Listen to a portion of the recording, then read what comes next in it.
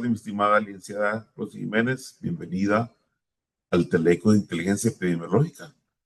Tengo el gusto de presentarla. Licenciada Rosa Jiménez, ella es licenciada en enfermería, graduada de la Universidad Andrés Bello y posee una formación en el programa de entrenamiento en el campo de nivel intermedio. Y algo que me ha gustado que he leído en su currículum, licenciada, es que usted es técnica desde el 2017 en la dirección y ha estado relacionada en el campo de las inmunoprevenibles. Y estaba revisando que ha colaborado en una publicación en la revista Panamericana de la Salud, OPS, sobre buenas prácticas de vigilancia epidemiológica para la sostenibilidad de la eliminación del sarampión, la rubiola y síndrome de rubiola congénita en Ecuador 2019-2023. Sea bienvenida a nuestro Teleco de Inteligencia Epidemiológica.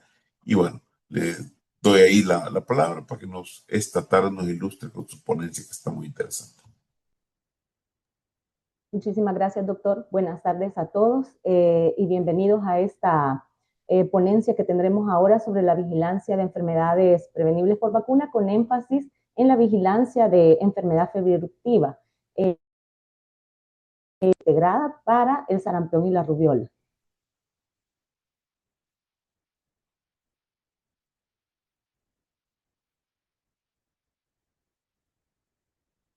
Damos inicio en breve. Conectamos la presentación.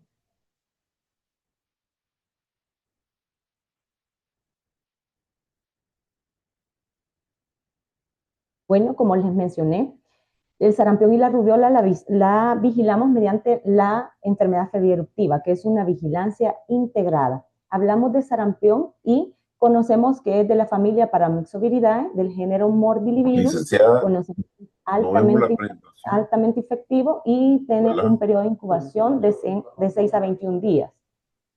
Licenciada Rosy, no vemos la presentación. Ahorita sí.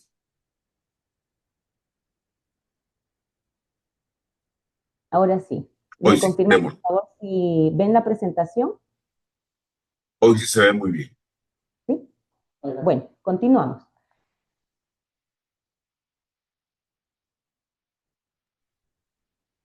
Mencionábamos que el periodo de incubación es de 6 a 21 días. Dentro de las manifestaciones clínicas sabemos que hay una fase prodrómica, una fase exantemática y una de convalescencia. Comentar que la infectividad desde el inicio de los síntomas es hasta 4 días posterior al inicio del exantema. La sintomatología que podemos observar es fiebre, malestar, anorexia, conjuntivitis, tos, coriza, el exantema y un signo patognomónico que es específico para sarampión, que son las manchas de Koplik. Bien, en cuanto a la situación internacional, me gustaría mencionarles que hay presencia de casos. El sarampión circula en países que tenemos como vecinos y conocemos que hay brotes activos. Dentro de los países que podemos mencionar, Estados Unidos, Canadá, Argentina, Belice, Bolivia, Brasil, Costa Rica, México y Perú. Son los que han presentado casos, ¿verdad? Por lo que tenemos que estar con esta vigilancia nosotros pendientes y con una vigilancia activa, porque no estamos exentos a un sarampión importado.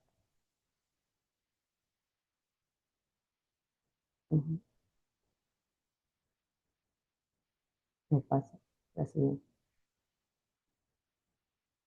Las disculpas, no nos pasa la siguiente. Ahorita continuamos.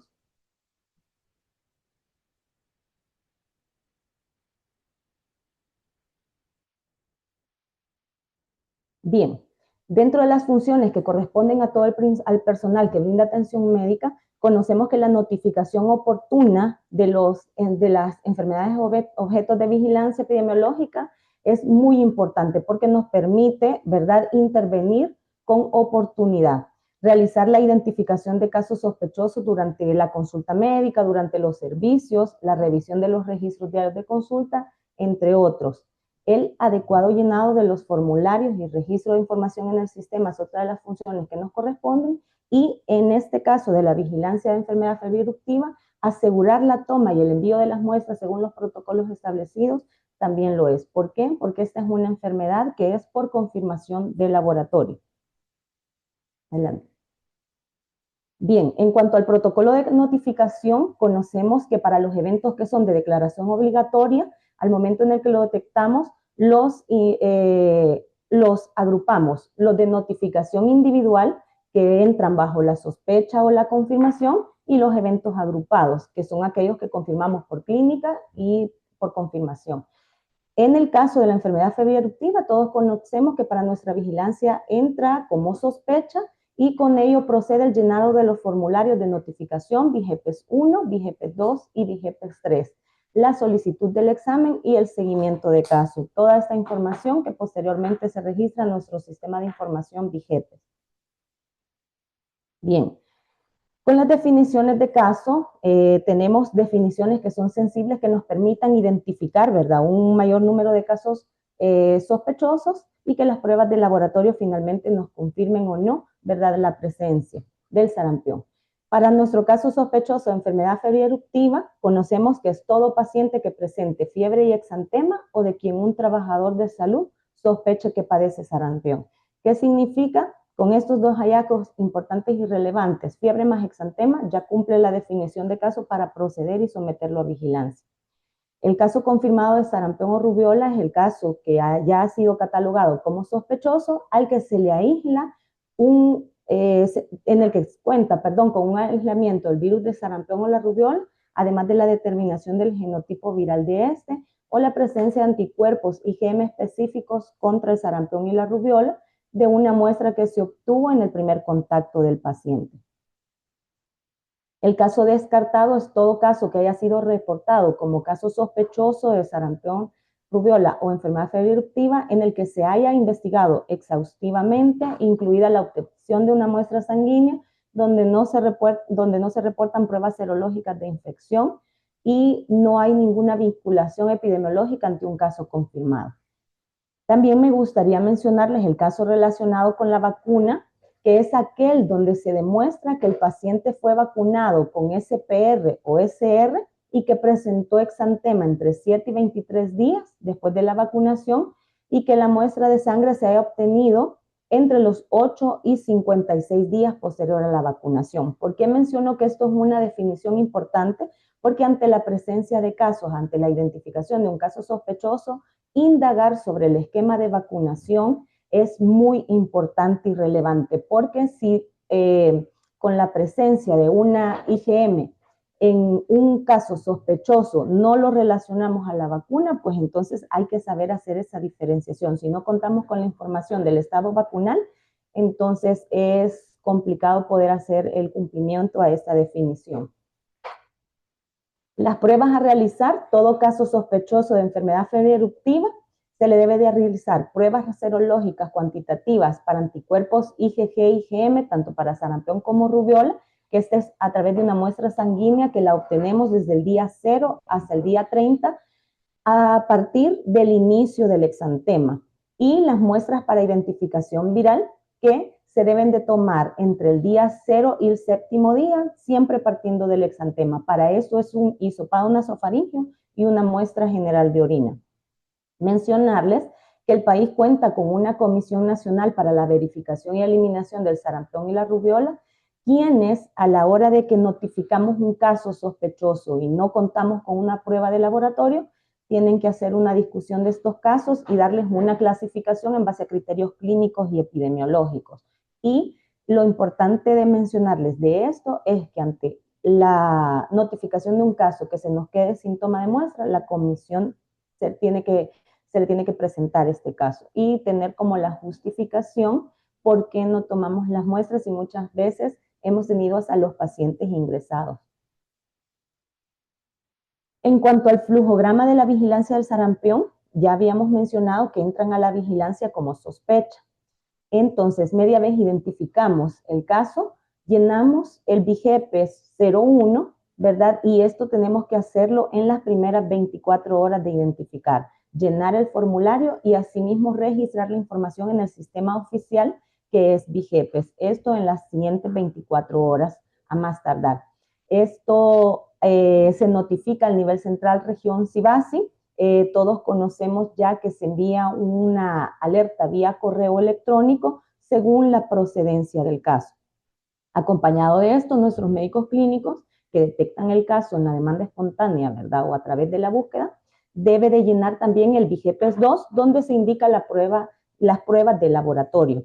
En este caso, el VIGEPES 02, que es el formulario para la solicitud de examen para notificación de enfermedad objeto de vigilancia, y ya hemos mencionado, se toma la muestra de sangre desde el día 0 hasta el día 30, partiendo del exantema, tomamos el hisopado nasofaríngeo y la muestra de orina, y con eso no quiere decir que porque son 3 muestras llenamos 3 formularios.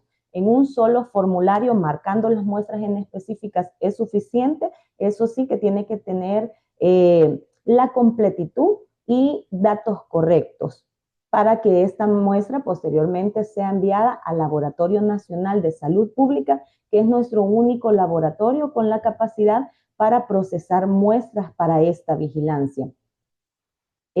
Ante el envío de las tomas de las muestras, pues laboratorio, según el resultado, pues confirma o descarta la enfermedad. Llenamos también, en el momento de la identificación del caso, el acápite 3 del formulario de investigación y cierre. El acápite 3 es el cuadro que sustenta la sospecha clínica. Ahí es donde nuestro médico que identifica el caso coloca la descripción en la sintomatología que el caso presenta, lo completa, se registra para que la investigación, partimos desde ahí, se considere oportuna. Además, es importante hacerlo en este momento, el VIGEPES 3 también, el estado vacunal, que como lo mencioné, es un hallazgo relevante que sí o sí, desde el primer contacto con el paciente, debemos obtener el estado vacunal. En la investigación de caso, esta debe de realizarse en las primeras 48 horas posterior a la notificación. Esta ya sabemos que un equipo local de primer nivel es quien se activa según el domicilio del paciente, porque es importante entonces actualizar el dato de la dirección con nuestra unidad notificadora, porque partimos desde ahí en la oportunidad de la aplicación de intervenciones de prevención y control. ¿Qué significa? Generalmente colocamos el domicilio que se encuentra en el documento, ¿verdad? En el DUI puede ser o en el dato descrito que nos da la persona responsable cuando se trata de menores de edad. Pero es importante entonces profundizar en este hallazgo de la dirección porque sabemos que un equipo local se va a desplazar hacia ese domicilio para ir a hacer una serie de intervenciones y la investigación del caso. Ahí hacemos búsqueda, de más contactos, de nuevos casos, indagamos sobre el esquema de vacunación de las personas alrededor, hacemos monitoreos rápidos de vacunación para verificar, ¿verdad?, que no tengamos niños susceptibles, y en el caso de la notificación de sospechas, la indicación sobre vacunación es iniciar esquemas o completar. ¿Qué significa? Iniciamos esquemas en aquellos niños de 1 año que no encontramos vacunados. Ahí estamos iniciando el esquema. O aquellos niños que encontramos de 18 meses que no tienen su segunda dosis, entonces la completamos. Y ahí el equipo local responsable de esta visita, que se hace en las 48 horas, completa el VIGEPES 03. Posterior a esto, hay una clasificación de casos que hace nuestro CIBASI. Cumpliendo con los criterios, se procede con la clasificación. Estos son que la investigación esté adecuada. ¿Qué significa? Que tanto los datos clínicos como los datos de visita estén registrados en el sistema. Que tengamos ya en el sistema el seguimiento a los 30 días, que también es otra de las actividades que se hacen. El seguimiento tiene que estar reflejado en el sistema y que ya tengamos los resultados ingresados de laboratorio. Con ese cumplimiento de esos criterios, ya nuestro médico de CIBASI es el responsable de hacer la clasificación de estos casos. Esta vigilancia contiene unos indicadores, ¿verdad?, de notificación, de investigación, de seguimiento, envío y procesamiento de muestras, y tienen un estándar porque son objetivos de OMS. Entre ellos, la tasa de notificación de sarampión, lo pedido es de 2 casos por 100.000 habitantes. Debemos de hacer notificación semanal, por lo menos el 80% debe de realizar la notificación. Todos los casos deben de contar con investigación adecuada, arriba del 80 deben de ser investigados adecuadamente. ¿Qué significa?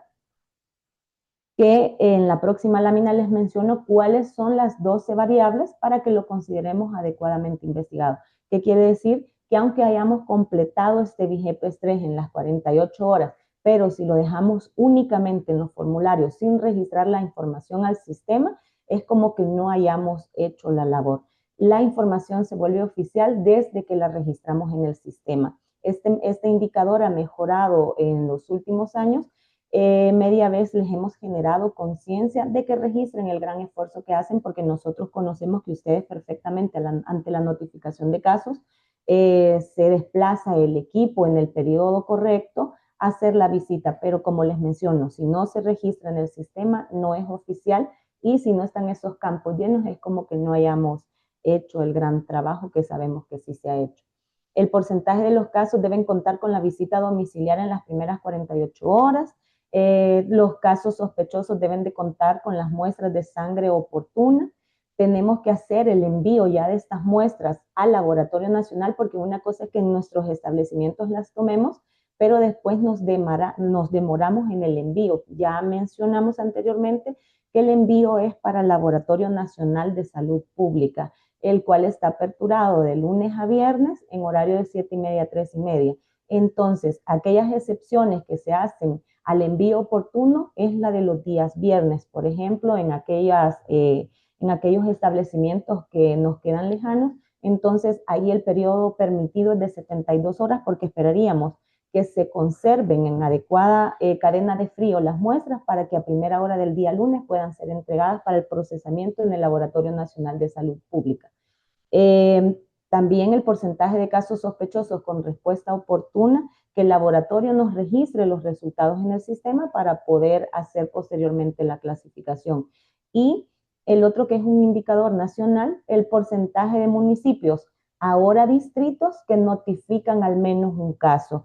Con esto sí quisiera detenerme y agradecerle a todos los establecimientos, a los representantes ahorita conectados, porque el año pasado, para 2024, el 100%, los 262 distritos notificaron al menos un caso, y por lo menos hasta la semana 30, solo 22 hacían falta de hacer la notificación. ¿Qué quiere decir?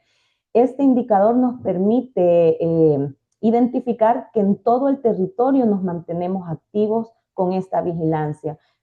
Conocemos el contexto y la situación de dengue, y todo caso de dengue que se presente con fiebre y exantema cumple también para esta vigilancia, para que entre como sospecha a ambos, tanto a dengue como a enfermedad febril eruptiva. ¿Qué significa? Que todo paciente con fiebre y exantema debe de ser sometido a ambas vigilancias y seguir el curso de la investigación según las especificaciones para cada evento. Les mencionaba que los datos para considerar adecuadamente investigados los casos deben tener el cumplimiento de todas estas variables. Debe de estar presente el establecimiento notificador, la fecha de la consulta, el número del expediente, la fecha de nacimiento, la edad, el apellido del nombre, la dirección completa y correcta, como lo mencioné, y quisiera hacer bastante énfasis en este aspecto. De la dirección partimos, porque es ahí donde vamos a ir a identificar a contactos, a casos y hacer intervenciones. Nosotros tratamos los casos sospechosos como si fueran casos. ¿Por qué? No tenemos que esperar la confirmación del laboratorio, porque si sucediera, pues tenemos ya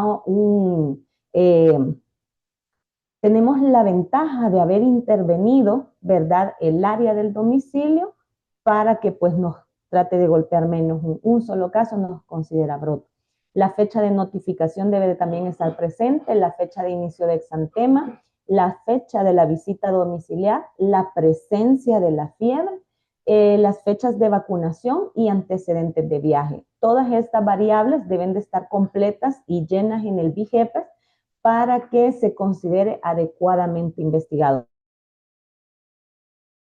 Como es de conocimiento de muchos de los presentes, La edad es una que nos afecta cuando hacemos la relación edad, fechas de vacunación, porque todos conocemos que para los menores de 1 año no aplica la vacuna. Sin embargo, nos toma como variable, nos lo cuantifica y nos baja el indicador cuando sabemos que no aplica. Ya se está trabajando en esa parte con la DETIC para que cuando el caso reportado, notificado, sea menor de edad, pues no nos baje el indicador por el hecho de que va a tener 0 dosis de vacuna.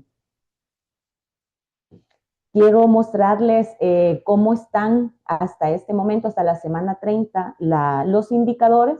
Vemos que el 100% de los departamentos ya tienen reportería de casos.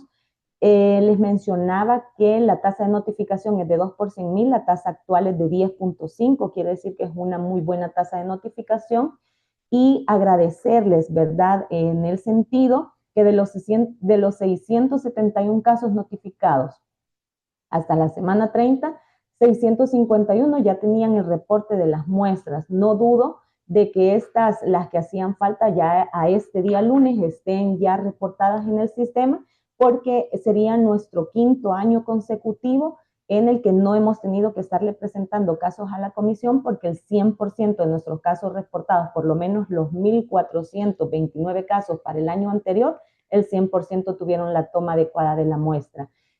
Como pueden ver, los resultados los recibimos dentro del periodo esperado, dentro de los menor de 4 días. Como les comentaba, 240 municipios habían notificado esta tabla de indicadores. A mí me hace agradecer el gran trabajo, ¿verdad?, a todo el personal operativo, porque mencionarles que en estas notificaciones no están implícitos únicamente los establecimientos de primer nivel, sino también los hospitales. ¿Qué quiere decir? Que como país estamos bastante comprometidos con esa vigilancia y estamos activos para que si hay de repente un caso importado, estamos preparados para poder dar respuesta y poder hacer la contención que amerita. De los formularios de notificación no voy a detenerme mucho, ya conocemos VIGEPES 1, VIGEPES 2, VIGEPES 1 para la notificación, VIGEPES 2 para la indicación de la toma de la muestra, pero sí quisiera hacer énfasis. Todas las variables que contienen los formularios deben de ser correctas y completamente llenas. Ya mencionábamos en cada una de estas, ya voy a presentar el VIGEPES 3, en cada una están las variables en las que hace que nos consideren adecuadamente la investigación de los casos. En el de laboratorio, pues hacer énfasis también, ya que para los últimos reportes hemos estado teniendo bastantes criterios de rechazo por laboratorio y uno de ellos es que la papelería no está correctamente llena o no está completa, por lo que se pide en esta gran oportunidad de estar aquí con los presentes, hacer la correcta y completa llenada de los formularios, por favor. El VIGEPES 3, les mencionaba, no es necesario que en nuestro primer contacto con el caso, que sería nuestro médico clínico, complete todo el formulario, porque este ya es parte de la investigación, es el que se usa en el primer nivel para ir a hacer la búsqueda y hacer las intervenciones, pero sí es necesario que el cuadro que sustenta el diagnóstico clínico o la sospecha, más el campo donde dice enfermedad sarampión rubiola, esté adecuadamente lleno, y también que hayamos indagado sobre el estado vacunal. ¿Qué quiere decir? Que entonces el apoyo a nuestros médicos clínicos debe de estar orientado a que en sus consultorios cuenten con un bloquecito tanto de VIGEPES 1, VIGEPES 2 y VIGEPES 3, porque ya conocemos que el llenado de los formularios es un proceso tedioso y solo andarlo buscando los formularios nos genera cierta demora. Entonces que ya haya en cada consultorio médico, pues el paquetito de los formularios que vamos a ocupar. Como les menciono, no es necesario que nuestro médico clínico que nos detecta el caso complete todo el VIGEPES 3, con que nos llene el ACAPITE 3 y el estado vacunal y que esta información sea registrada en tiempos oportunos, ya es un ganar-ganar. Mencionarles en el esquema de vacunación, conocemos todos de que la primera dosis es aplicada al año de edad y a los 18 meses nuestra segunda dosis. Por favor, aprovechar estas oportunidades, ¿verdad?, de ofertar la vacuna, porque sabemos que la vacunación es un hecho importante también para el control de estas enfermedades. La misma palabra nos dice, son prevenibles por vacuna.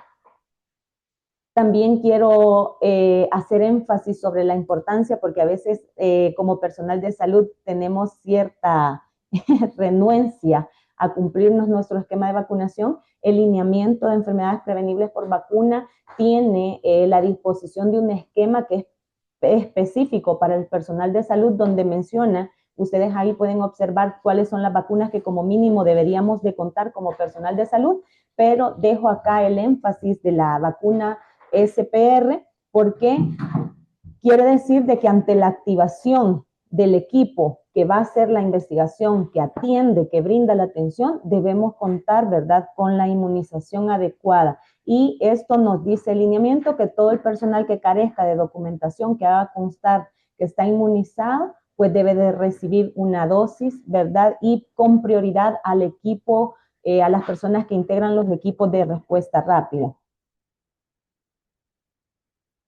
Únicamente eso es lo que queríamos recordar, porque para esta vigilancia conocemos que no es un tema nuevo que hemos abordado en esta tarde, pero sí nos gustaría que puedan hacer las consultas o algún comentario que deseen hacer. Estamos a la orden. Gracias, Alicia Rosy Jiménez. Al final de las dos ponencias procederemos Ah, con sus perfecto, preguntas. Ya perfecto, tenemos doctor. algunas, así que nomás termina el doctor Macís. Iniciamos, así que me imagino que ahorita el doctor Macís se va a preparar para... Sí, ahorita continúa el doctor. En lo Gracias. que el doctor Macís Al final van se a hacer las coloca, preguntas. queremos felicitar y agradecer a que tenemos conexiones de todo el país. Gracias por estos más de 250 puntos de conexión que tenemos. Esperamos que sea de mucha utilidad y ahorita voy a tener el honor de presentar al doctor Rolando Mosí, quien es una persona, pues yo diría, ampliamente conocida en el campo de la salud. El doctor Rolando Macís es médico, graduado de la Universidad de El Salvador, tiene una maestría en salud pública de la Universidad de El Salvador, tiene una maestría en epidemiología del Instituto de Medicina Tropical Pedro Curí de La Habana, Cuba. También tiene posgrados en determinantes sociales de la salud, la cual realizó en el País Vasco durante aproximadamente un año y eso le dio competencia y quiero leer cosas muy interesantes de su currículum. Doctor Rolando Macís, él es graduado a nivel intermedio del FETP y tiene investigaciones que tienen mucho que ver con la arbovirosis. Por ejemplo, podemos mencionar que en el año 2016 realizó una investigación de prevalencia y comportamiento de chikungunya crónico en El Salvador. En el 2015 es un estudio de uso de peces larvífagos para el control biológico de las enfermedades. En el 2014 realizó una estratificación para la acción, uso de una nueva metodología de estratificación basada en la medición estadística de inequidades sanitarias. Y bueno, lo hemos conocido como uno de los directores de vigilancia sanitaria en su momento y actualmente, bueno, el doctor Macís ha sido docente de diferentes maestrías acá en el país, en diferentes universidades, en la cual ha impartido su conocimiento y finalmente él forma parte del selecto equipo de la Dirección de Biología. Así que, doctor Rolando Macís, bienvenido a este espacio y esperamos pues tener muchos conocimientos actualizados en el campo del dengue, que es el tema que esta tarde nos trae acá a este teleco. Muy buenas tardes, estimados amigos y colegas. Gracias, doctor Mendoza, por la presentación. Estimados amigos, reciban un saludo muy cordial de parte de nuestras autoridades, del doctor Eddie Alberto Chacón, jefe director de la Dirección Nacional de Epidemiología, del doctor Héctor Manuel Ramos, que es el jefe de la Unidad de Vigilancia de la Salud, y de mi persona. Es un verdadero privilegio poder dirigirnos a ustedes en este contexto de presentar las definiciones de caso actualizadas de nuestros lineamientos de el sistema VIGEPES. Así que comparto con ustedes mi pantalla.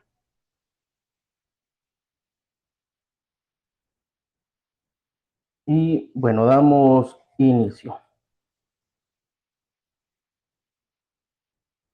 Bien, Primero que nada, tenemos que mencionar que el dengue es una enfermedad causada por la picada de un zancudo. Zancudo que no nace infectado o que no tiene transmisión vertical de sus progenitores.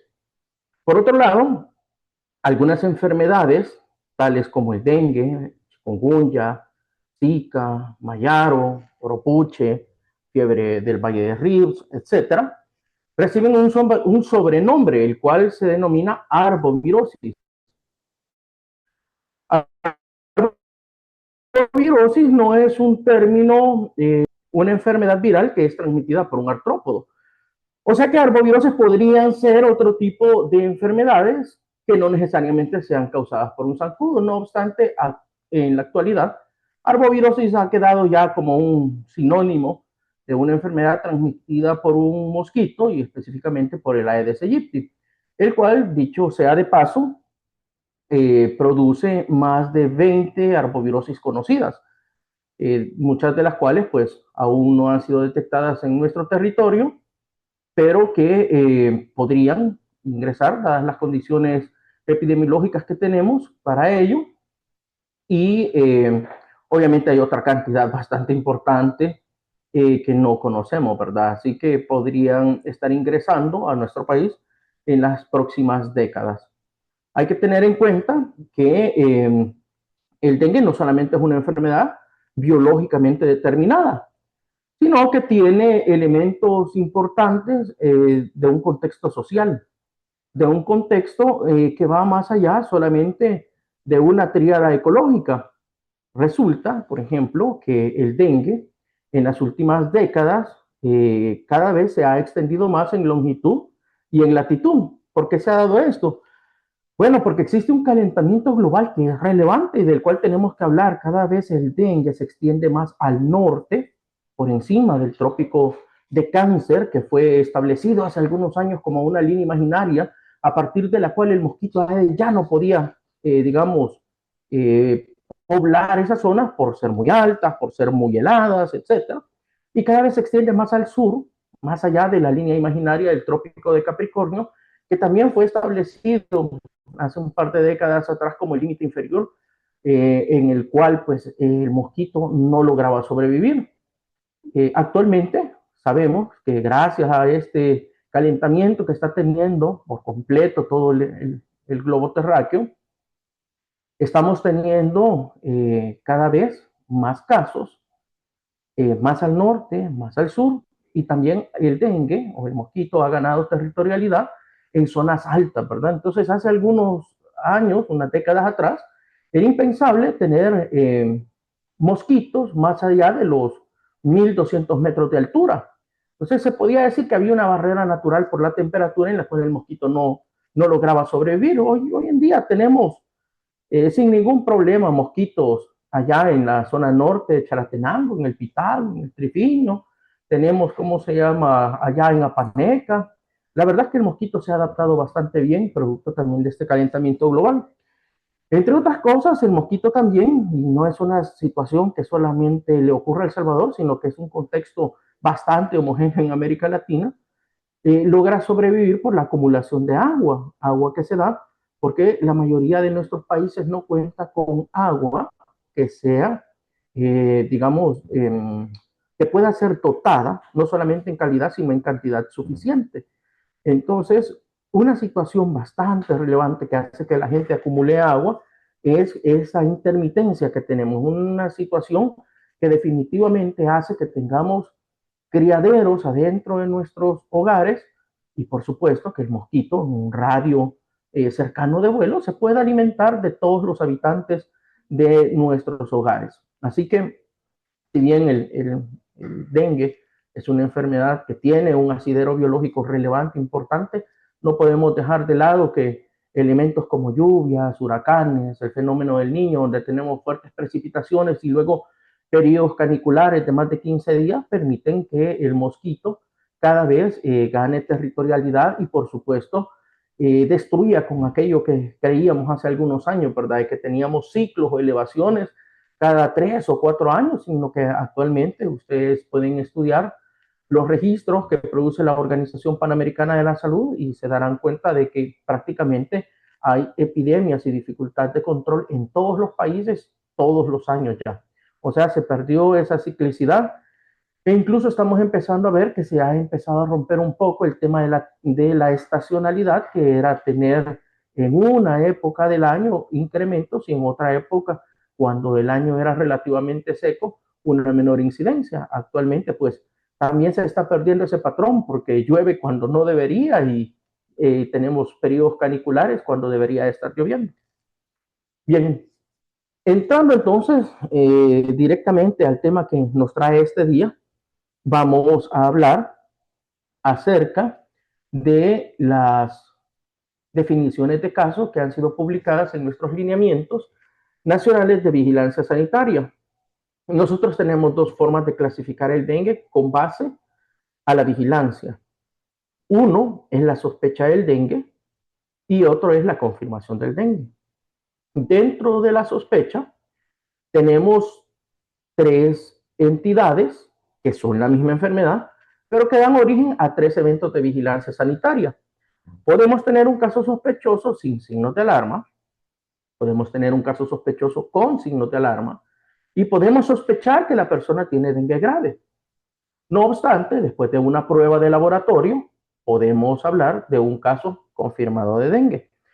¿Y qué es lo que se necesita para el tema de la sospecha de un paciente? Simplemente el acto clínico de que una persona se presente ante un médico o un personal de salud y éste considere que la persona tiene dengue.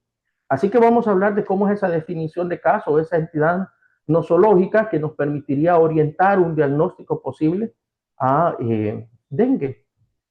¿Por qué es importante decir que la sospecha basta para hacer una intervención en salud pública? Porque por lo regular, la confirmación no solamente no está disponible en todos los establecimientos, porque actualmente la forma más moderna de vigilancia establece que vamos a hacer vigilancia centinela, o sea, vamos a tomar algunos sitios particulares que nos van a permitir conocer qué está circulando, de qué forma está circulando el virus, pero no nos permite realmente tener una carga de la enfermedad. Entonces, en estos lugares asignamos pruebas especiales de biología molecular para poder hacer un diagnóstico confirmatorio. Mientras tanto, en el resto del país basta la sospecha clínica para que se hagan las acciones de salud pública que corresponden, acciones de vigilancia activa, que implican la búsqueda de febriles, que implican las acciones de promoción y educación para la salud, que implican el ciclo de control, ¿cómo se llama? Y fumigaciones por parte del equipo de entomología, que implican también el tema de la búsqueda en el territorio, ¿verdad? Entonces, si estuviéramos esperando la confirmación, pues ya un caso sospechoso, al momento en el que resultaría confirmado 4 o 5 días después, ya habría originado un brote de 5 o 6 personas, ¿verdad? Entonces no nos podemos dar el lujo y no solamente no existen los recursos ni aquí en El Salvador ni en ningún país del mundo para darle confirmación al 100% de los casos. No basta una sospecha.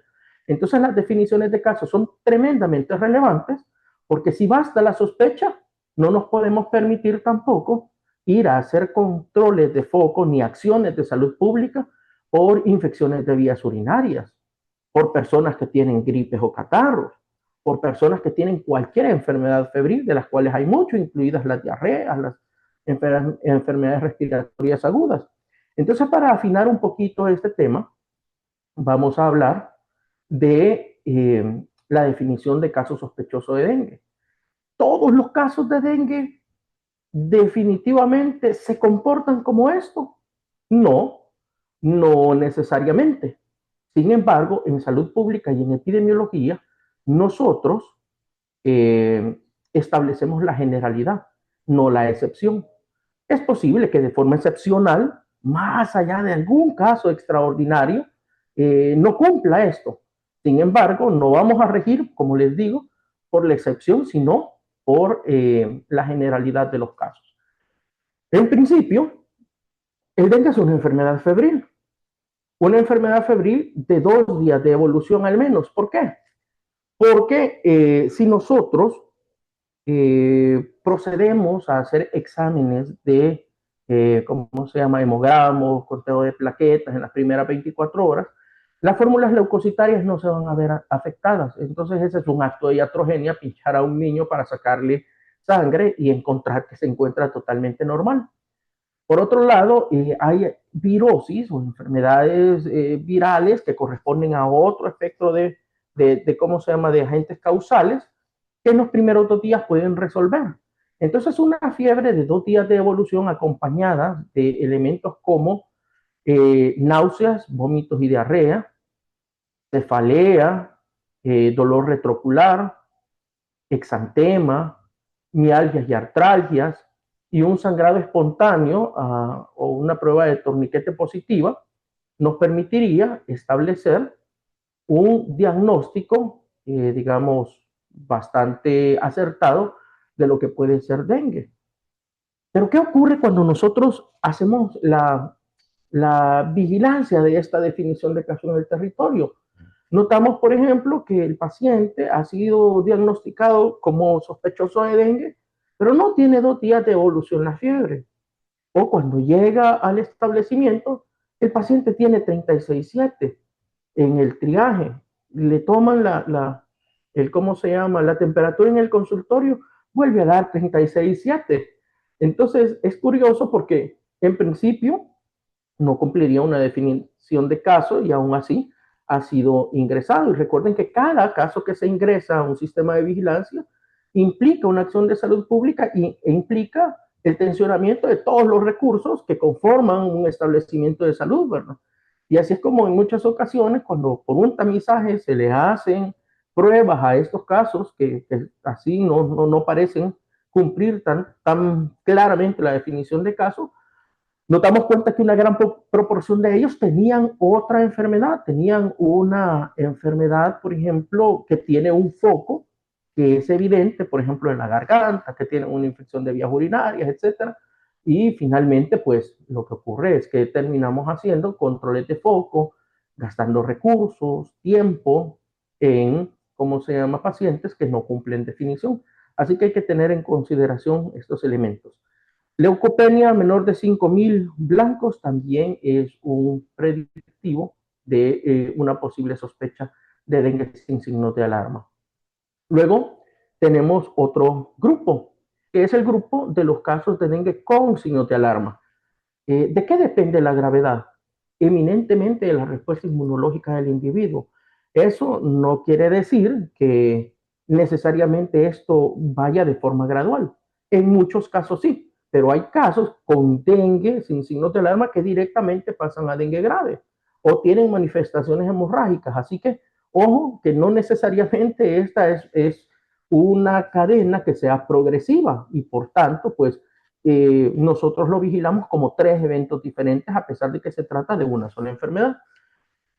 En principio, para que alguien tenga un dengue con signos de alarma, lo primero que debe de tener es que deba de cumplir la definición de caso de dengue sin signos de alarma. ¿Qué implica eso? 2 días de evolución de cómo se llama, del proceso febril y de los criterios que les acabo de mencionar hace un momento, al menos 2, ¿verdad? Si a esto adicionalmente le agregamos vómitos persistentes, que implica una intolerancia a la vía oral y que pone en riesgo, por ejemplo, el equilibrio electrolítico de la persona, pues lo podemos considerar un dengue con signos de alarma.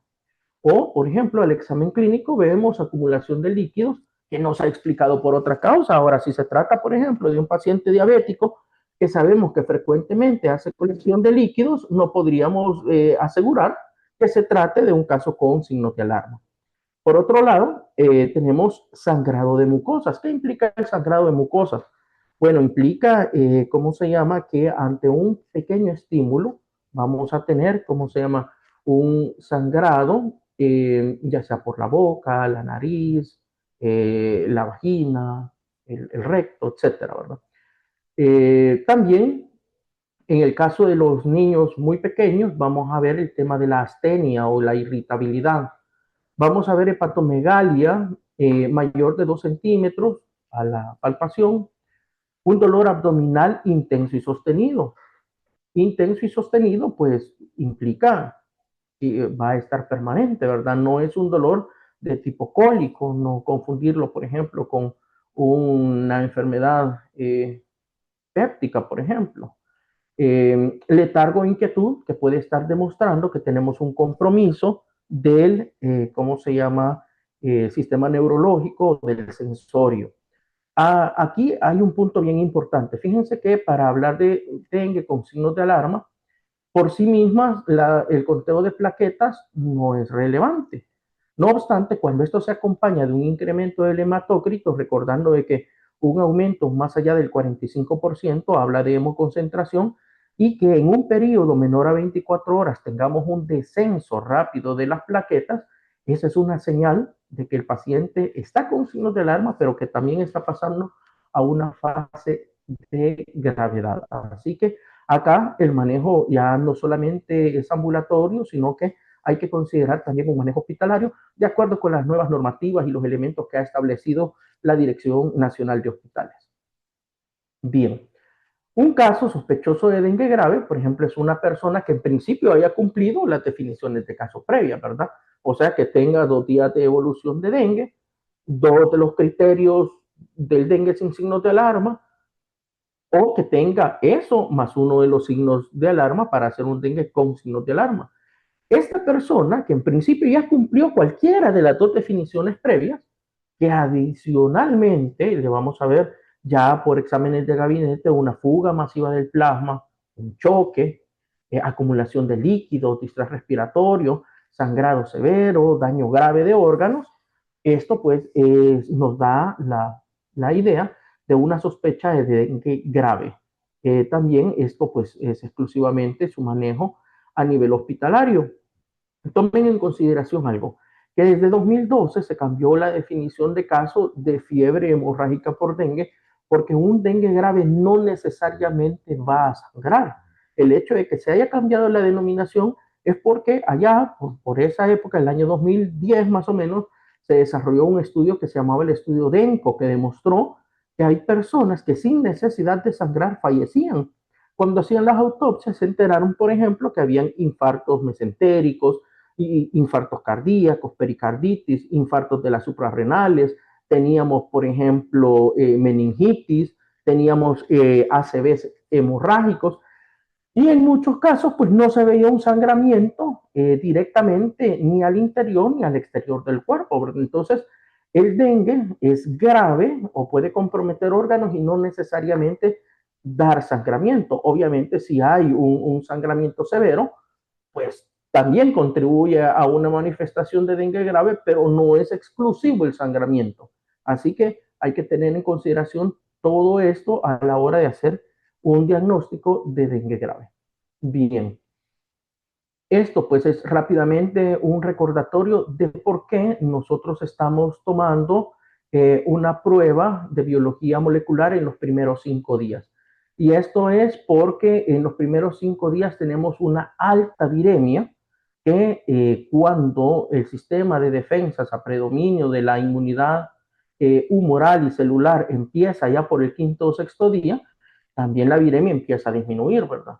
Por eso es que en otra época, cuando nosotros hacíamos confirmación basada en IgM e IgG, nosotros esperábamos hasta el 6.º día para tomar estas pruebas porque no eran pruebas que nos iban a detectar el ADN del virus, sino que la respuesta inmunológica de la persona, que más o menos inicia ya por el día 5 o 6, pero ya para ese momento la prueba de PCR es poco relevante porque la viremia ha disminuido considerablemente. De hecho, el periodo más, digamos, delicado o peligroso que puede tener una persona es allá, más o menos por el 3.º o 4.º día, cuando se da la defervescencia, ¿verdad? Que es la caída brusca de la temperatura, porque empezamos a tener una gran destrucción de, ¿cómo se llama?, de virus, y esto libera una gran cantidad de citoquinas, libera una cantidad impresionante de interferón, y eso produce tormentas inflamatorias a todo nivel, ¿verdad? Entonces, en esa caída de la fiebre para nosotros es un momento muy delicado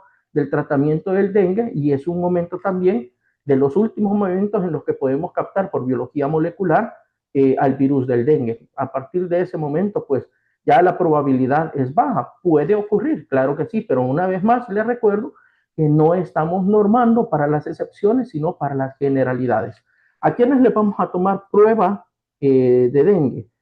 Le vamos a tomar prueba de PCR. Actualmente ya no disponemos de NS1 como método confirmatorio, ni la IgM ni la IgG, debido a que son, digamos, poco específicas y pueden darnos un resultado positivo no solamente a dengue, sino que a chikungunya, a, ¿cómo se llama?, a Zika, Oropucha, Mayar. Entonces, realmente solo podríamos decir que la persona lo que tiene es una arbovirosis, pero no sabríamos cuál. Entonces, la prueba de biología molecular de reacción en cadena de la polimerasa la reservamos para aquellos sitios centinela, en principio, para las personas que están hospitalizadas con un cuadro grave, para las mujeres embarazadas, para los niños que nazcan de madres que han sido diagnosticadas con dengue al momento del parto, para niños que tengan algún grado de deformidad, pensando un poco en el algoritmo de ¿cómo se llama?, de Zika. Recuerden que la forma de vigilancia es que primero se procesa para dengue, si acaso esto da negativo, procesamos para chikungunya, si da negativo, pues llegamos a Zika, y actualmente el Laboratorio Nacional de Referencia ha agregado 2 pruebas más, que si da negativo Zika, se procesa Oropuche, y si da negativo, se procesa Mayaro, ¿verdad? Así que estos son los casos también. Las personas que fallezcan con sospecha de dengue, se les hace una prueba de PCR y, ¿cómo se llama? Bueno, yo me quedo por acá y quedamos a la espera de sus interacciones.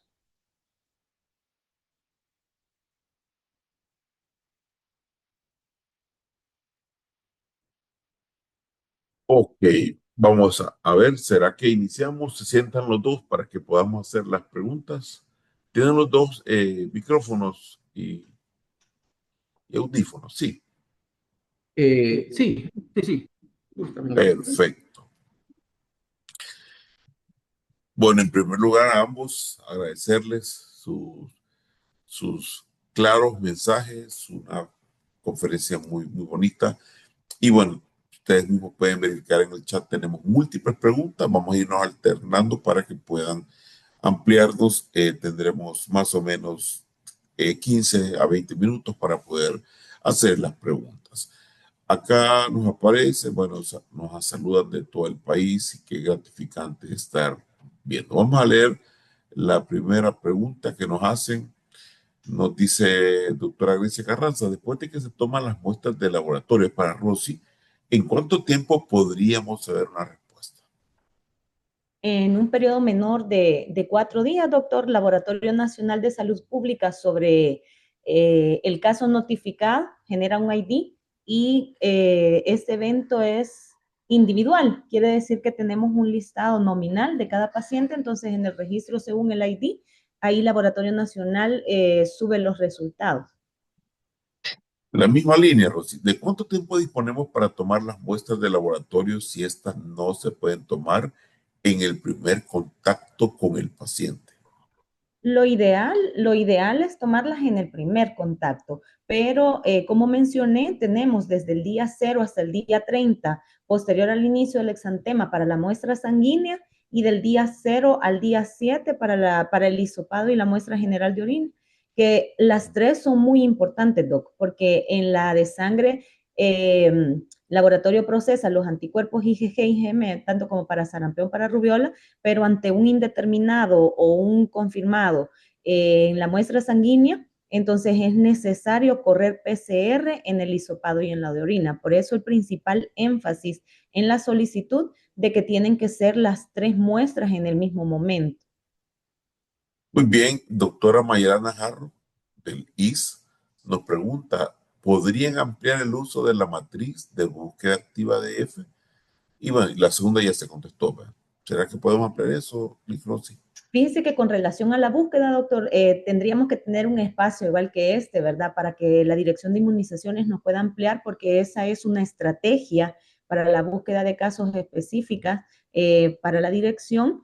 y se hace, lo que podemos mencionar es que se hace a través de los diagnósticos diferenciales, ¿verdad? La búsqueda activa se indica que se puede hacer semanalmente para la principal búsqueda de aquellos casos que en la demanda espontánea no pudimos someter a vigilancia, pero que con aquellos que a través de los diagnósticos diferenciales cumpla definición y que esté presente la historia de fiebre más exantema, se pueda someter a vigilancia. Menciono, se hace a los 7 días para que todavía tengamos el tiempo para la obtención de las muestras. Entonces, se hace un envío mensual a la Dirección de Inmunizaciones en una base ya ordenada, pero cada establecimiento tiene la indicación de hacer la búsqueda intencionada semanalmente. Gracias, licenciada Rossi. Ya después retomo, aquí tengo otras preguntas. Doctor Rolando Mosís, iniciamos. Aquí tengo doctora Carranza. El dolor abdominal que se presenta a la palpación no espontáneo, ¿continúa siendo un signo de alarma o ya no entraría dentro de la definición de caso? A ver, el dolor a la palpación, si se produce en el acto clínico ¿cómo se llama? El examen físico, abona para un caso de dengue con signos de alarma. No obstante, si el dolor es sostenido, esto implica pues dolores, digamos, permanentes, ¿verdad? No tipo cólicos, este abona para un dengue de tipo grave. Así que ambos son importantes, solo que cada uno de ellos abona en un momento diferente porque si el dolor es producido, pues podemos presumir que el nivel de gravedad es menor. Si el dolor es espontáneo, es permanente y durante, digamos, aproximadamente un lapso de 1 hora no se quita, podría estar reflejando algún problema como un infarto mesentérico. Por eso es que este abona para la definición de caso de dengue grave. Muy bien, el doctor Carlos Hernández nos pregunta, ¿ha sido considerada la vacuna contra el dengue como una medida de prevención en nuestro país? Ya que Ok, año con año en esta época se empiezan las mismas estrategias como fumigación y abateación. muy bien. Bueno, primero que nada, habría que establecer cuál de las dos vacunas, ¿verdad? Porque en el momento, en el mercado existen dos tipos de vacuna. Una vacuna de Pfizer, que se llama Dengvaxia, y una vacuna de Takeda. El problema con la primera vacuna es que no logra titulaciones de anticuerpos del serotipo 2 por tratarse de una vacuna quimérica. Eso significa que en el centro tiene un núcleo de fiebre amarilla y tiene 4 brazos, uno por cada uno de los serotipos de dengue. Desafortunadamente, para el caso de El Salvador, el 100% de los fallecidos de la última década fueron producidos por el serotipo 2 y es justamente la Dengvaxia la que no produce titulación de anticuerpos contra el serotipo 2.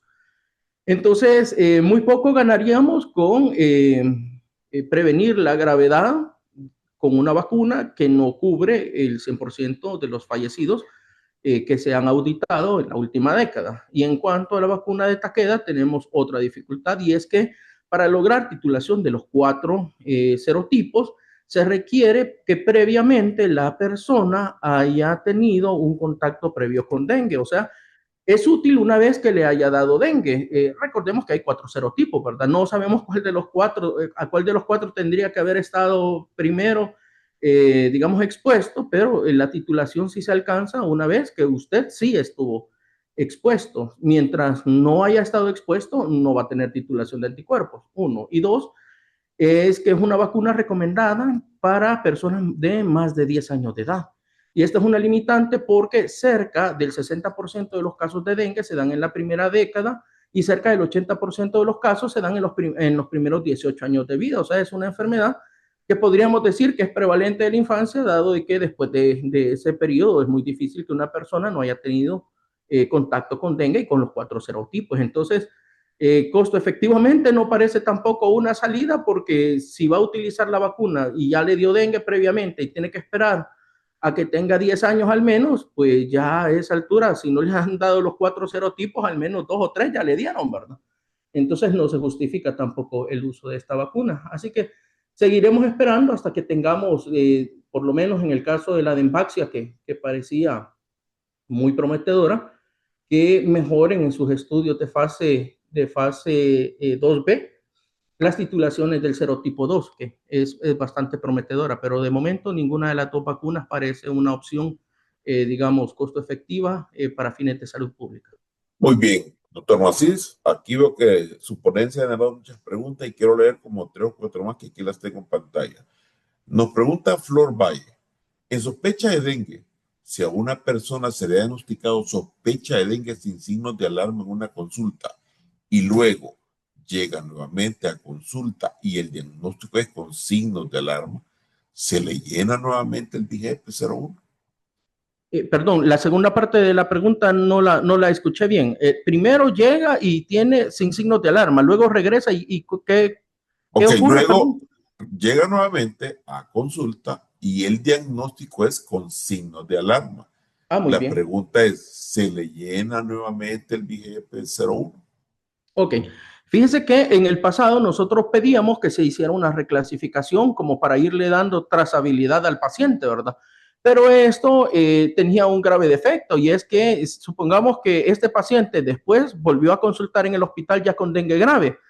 El hospital tenía que llamar a primer nivel para que lo reclasificara porque el primero que lo introducía era el que iba haciendo la reclasificación. Teníamos una gran cantidad de casos de dengue grave en las unidades de salud que habían sido atendidos en el hospital y el hospital estaba perdiendo toda la producción de los casos que veía. Entonces se ha determinado a partir de los nuevos lineamientos que dengue es una sola enfermedad, pero cuenta como 3 eventos de vigilancia sanitaria. Entonces se puede introducir nuevamente y se puede llenar el BGP-02 o incluso si este paciente llega al hospital, allá se puede llenar ¿cómo se llama? El BGP-01 se puede llenar con el evento llamado dengue grave, con la intención de colocar a cada cual, según su nivel de atención y resolución, el nivel de gravedad del paciente que atendió, ¿verdad? Porque estábamos viendo que estábamos egresando pacientes sanos de dengue y en el primer nivel estábamos teniendo dengue grave, ¿verdad? Lo cual es una incoherencia y para fines también de valoración y evaluación programática, pues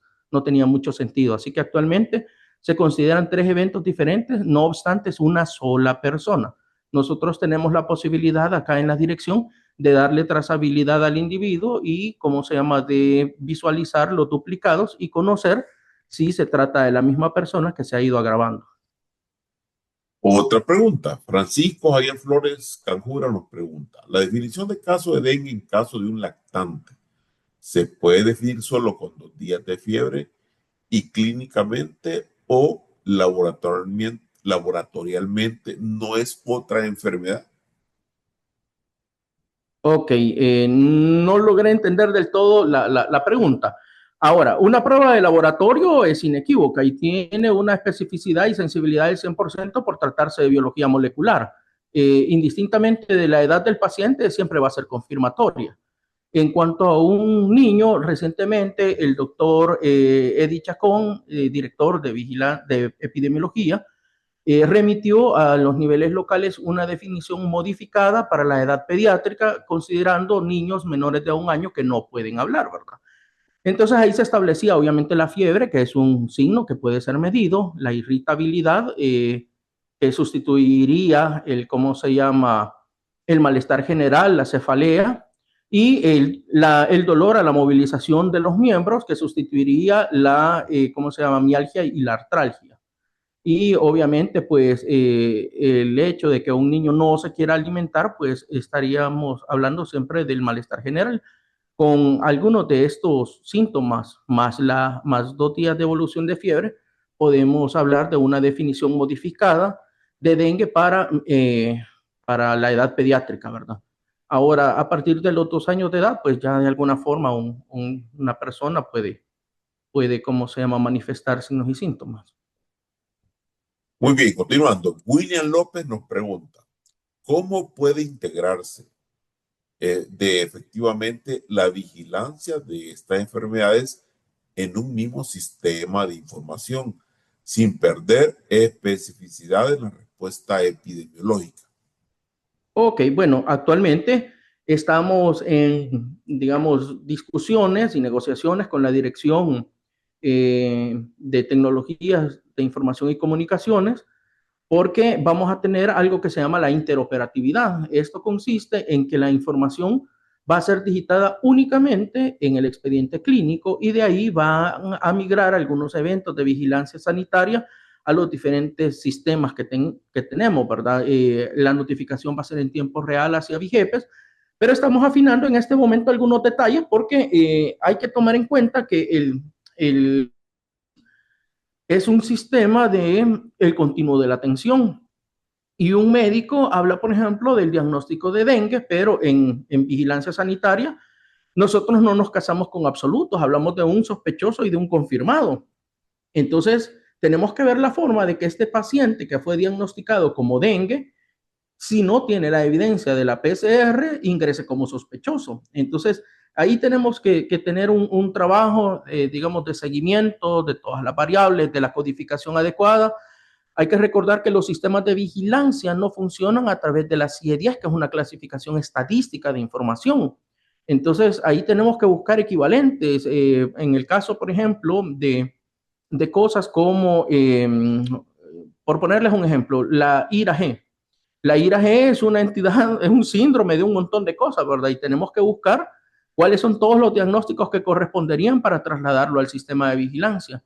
Pero sí, en este momento nuestras autoridades y el doctor Chacón, junto con el doctor Héctor Ramos, están buscando la forma y estamos teniendo bastante acercamiento para que esto sea automatizado en un futuro y tengan que evitarse el llenado de toda esta papelería, ¿verdad? Que se puede extraer de forma directa y luego que se generen reportes también de forma automatizada a través de una herramienta que se llama DHGIS2, que es algo pues muy novedoso a nivel mundial y ya pues estamos en ese trabajo.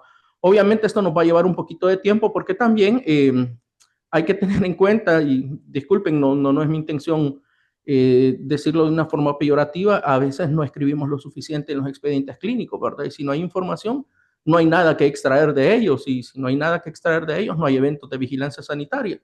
Así que tenemos que mejorar algunas cuestioncillas por ahí para arrancar con esto y pues ver la consecución de esta interoperatividad, pues más o menos en un año, año y medio, que es lo que nos hemos planeado para hacer una nueva edición también de los lineamientos que estén basados ya en una herramienta digital y no solamente en papel, como actualmente pues aparecen los 11 formularios, ¿verdad? Bueno, doctor Masi, para dejarlo ya tranquilo esta tarde, después continuar, porque tengo varias preguntas para licenciada Rossi.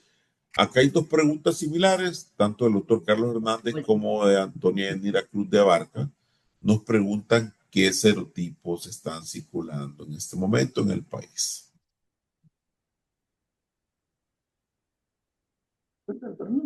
Sí, creo que entonces era para el doctor. No, no, doctor, era la última para el doctor Randazzi. Esta es Era la última mía. Bueno, los 4 Sí. serotipos. Los 4 Ok. serotipos.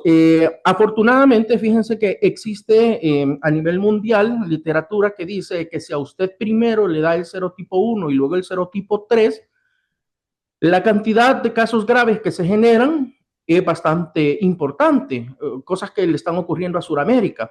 Nosotros afortunadamente teníamos casi una década de tener solamente la circulación del serotipo 2.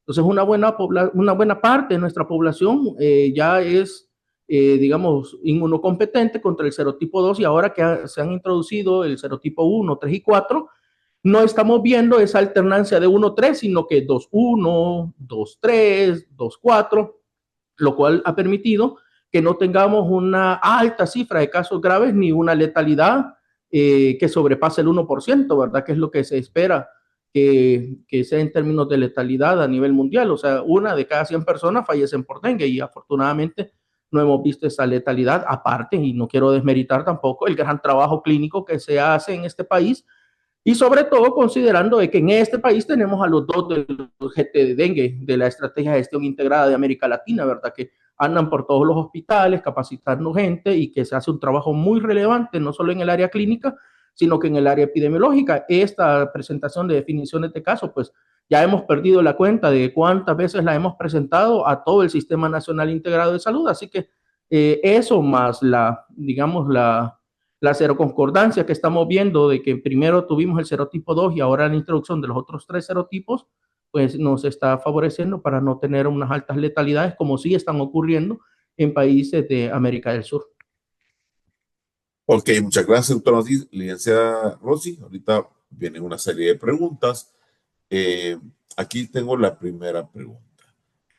Me dicen, si alguna de las pruebas tomadas en un caso de las enfermedades eruptivas sale positiva, ¿cuáles son los siguientes pasos a seguir?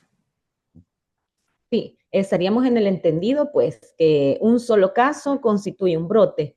Entonces, para eso se intensifican las medidas que ya desde la sospecha hemos accionado, entre ellas, pues, la vacunación masiva, que la directriz ya depende, ¿verdad?, de la Dirección de Inmunizaciones para especificar los grupos prioritarios para la vacunación.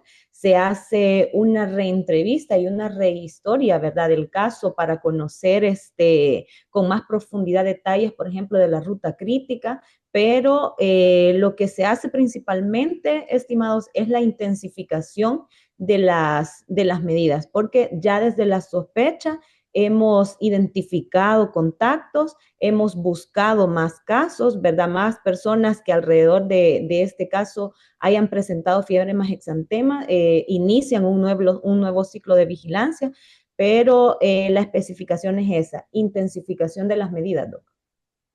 Ok, nos preguntan acá.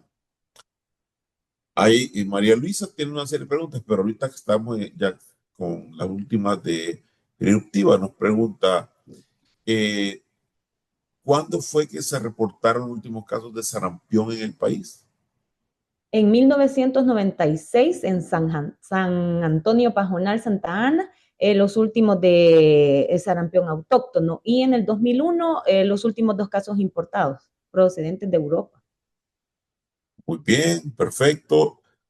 Doctor Carlos Hernández nos pregunta, lo leeré despacio. Actualmente estamos en alerta epidemiológica con sarampión en la región de las Américas y la albovirosis que comienzan en esta temporada. ¿Cómo podríamos ingresar la información en la notificación por el diagnóstico y el flujo de la toma de muestra, más en los menores de 5 años, para darle un abordaje al paciente o es el mismo?